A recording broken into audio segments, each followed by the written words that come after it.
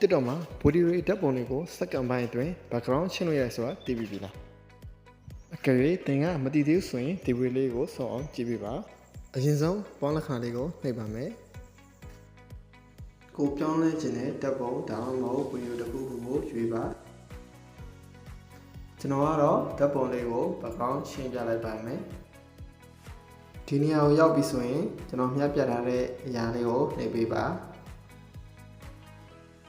အဲ့ဒီကိုတစ်ချက်နှိပ်ပေးပါဘေးကိုဆွဲပြီးတော့ကတ်အောက်ဆိုတာလေးကိုနှိပ်လိုက်ရင် background ပြောက်သွားတာကိုကျွန်တော်တို့မြင်ရပါမယ် background ကိုနှိပ်ပြီးတော့ကိုထားခြင်းတဲ့ပုံတစ်ပုံကိုရွေးပါမယ်ဒီလိုဆိုရင်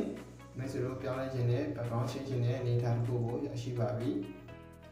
ဒီဗီဒီယိုကတက်တော့အသုံးဝင်နေဆိုရင် like and share လေးနှိပ်ပေးဖို့တောင်းဆိုပေးရစေသိချင်တဲ့အကြောင်းအရာများရှိရင် comment မှာခဲ့ပါအားလုံးကိုကျေးဇူးတင်ပါတယ်နောက်ဗီဒီယိုမှာပြန်တွေ့ကြမယ်နော်